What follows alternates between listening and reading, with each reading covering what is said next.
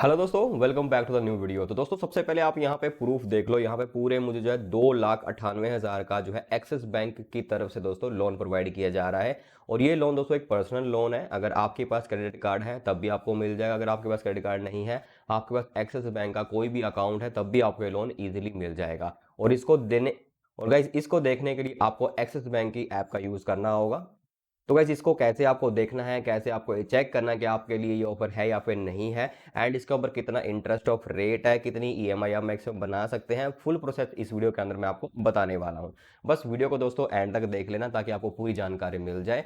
And चलिए मैं आप लोगों को जो है फोन की स्क्रीन पर लेके चलता हूँ एंड वहां पे आपको पूरे स्टेप टू स्टेप बता देता हूँ कैसे आपको इस लोन को अप्लाई करना है। तो गाइस इसके लिए सबसे पहले आपको जो है अपने फोन के अंदर ना एक्सिस बैंक की जो मोबाइल ऐप है, यहाँ पे आप देख सकते हैं एक्सिस मोबाइल ऐप, इसको आपको इंस्टॉल करके रख लेना है। ठीक है, अगर आपके पास पहले से इंस्टॉल होगी तो वेल एंड गुड, अगर नहीं है तो इंस्टॉल जरूर से कर लेना। तो यहाँ पे मैं क्लिक कर लेता हूँ।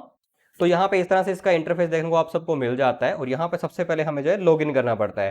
तो लॉगिन करने के लिए आपको मोबाइल नंबर से उसमें रजिस्टर्ड करना पड़ता है। तो आप नंबर वगैरह डाल के इसको रजिस्टर्ड कर लेना। और ये जैसे कि मैंने यहाँ पे एम पिन बना रखा, तो ऐसे आपका एम पिन बन जाएगा। ठीक है, तो चलिए मैं लॉगिन कर लेता हूँ। तो मैंने दोस्तों यहाँ पे लॉगिन कर लिया है। लॉगिन करने के साथ साथ आप यहाँ पे देख सकते हैं ना, क्विक लिंक के अंदर ना क्रेडिट कार्ड का ऑप्शन है। तो यहाँ पे आपको क्लिक करना है। बेसिकली मेरे पास एक्सिस बैंक के यहाँ पे दो क्रेडिट कार्ड है, यहाँ पे आप देख सकते हैं। पहला credit card privilege credit card है, दूसरा फ्लिपकार्ट क्रेडिट कार्ड है। ठीक है, यहाँ पे लिखा हुआ है कि now available instantly thanks and to your great credit score, यानी कि आपका जो क्रेडिट स्कोर है वो अच्छा है, तो हम आपको जो है 2,98,000 का यहाँ से लोन प्रोवाइड कर रहे हैं। तो चलिए इसको कैसे हमें अवेल करना है, कैसे इसको प्रोसेस करना है, सबसे मेन चीज़ तो वो है। तो चलिए आपको यहाँ पे क्लिक कर लेना है। तो जैसे ही मैंने यहाँ पे क्लिक किया, अब यहाँ पे आप देख सकते हैं पूरा अमाउंट बाय डिफॉल्ट सिलेक्टेड है 2,98,500। अब सबसे पहले यहाँ पे देख सकते हैं ऊपर लिखा हुआ कि apply for instant loan 3 easy step. तो यानी कि 3 इजी स्टेप में आप लोन को अप्लाई कर सकते हैं। यहाँ पे लिखा हुआ है कैलकुलेटर ईएमआई का एंड अमाउंट पेएबल कितना होगा।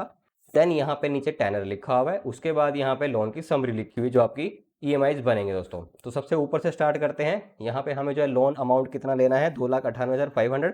तो यहाँ पे आपको बस एक चीज़ का ध्यान देना है, अगर टोटल अमाउंट आप सेलेक्ट करते हैं, यानी कि मैक्सिमम आप 2,98,000 ले सकते हैं, बट इसको कम ज़्यादा भी आप यहाँ से कर सकते हैं।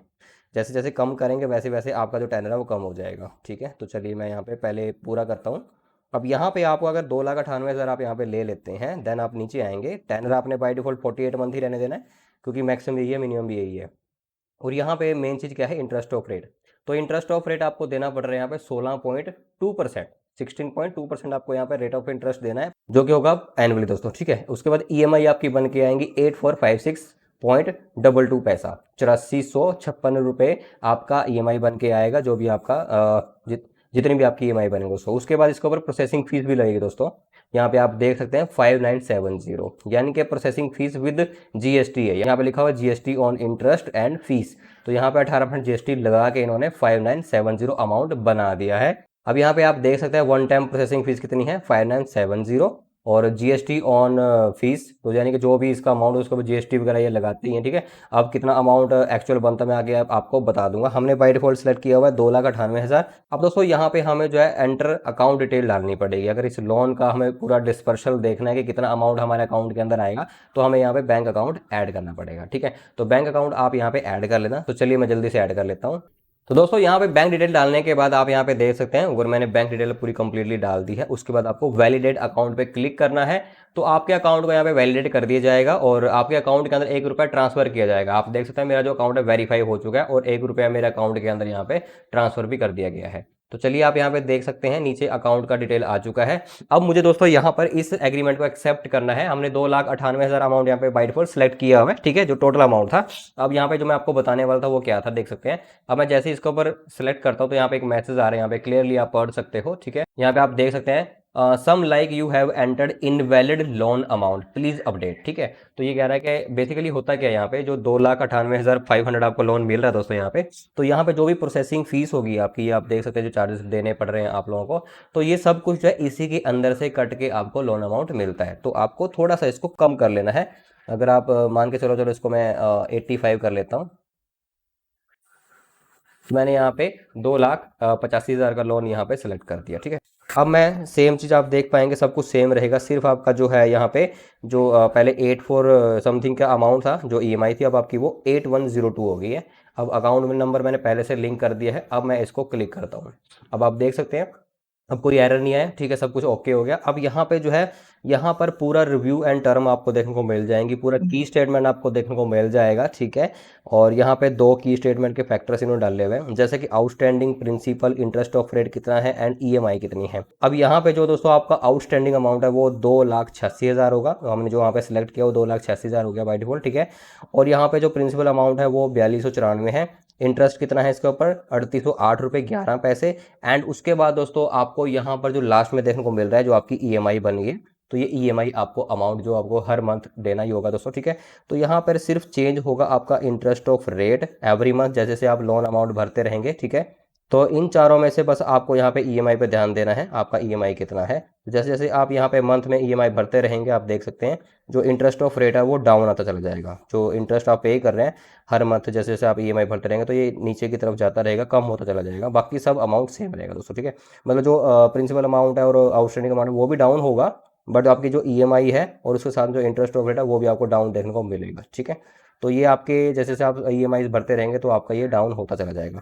उसके बाद ये सब पढ़ लेने के बाद दोस्तों आप देख सकते हैं 2,86,000 आपने टोटल यहाँ पे लोन अमाउंट सेलेक्ट किया, जिसके ऊपर आपको जो टोटल इंटरेस्ट ऑफ पे करना पड़ रहा है वो है 1,02,901 रुपया।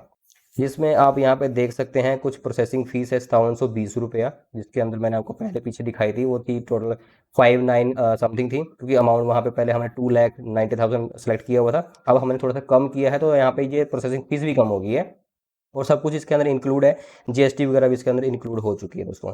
अब यहाँ पर नेट डिस्पर्सल अमाउंट आपके अकाउंट में आएगा 2,86,000 रुपया, ठीक है। और टोटल आपने जो पे करना पड़ेगा सब कुछ मिला के, जो आपने यहाँ पे देखा 1,02,901 रुपया इंटरेस्ट आपने पे करना है, तो उसको मिला के आपको टोटल पे करना है 3,88,901 रुपया। जिसके हिसाब से यहाँ पे जो इन्होंने इंटरेस्ट ऑफ रेट निकाला है आपकी प्रोफाइल के हिसाब से या फिर मेरी प्रोफाइल के हिसाब से 17.1%।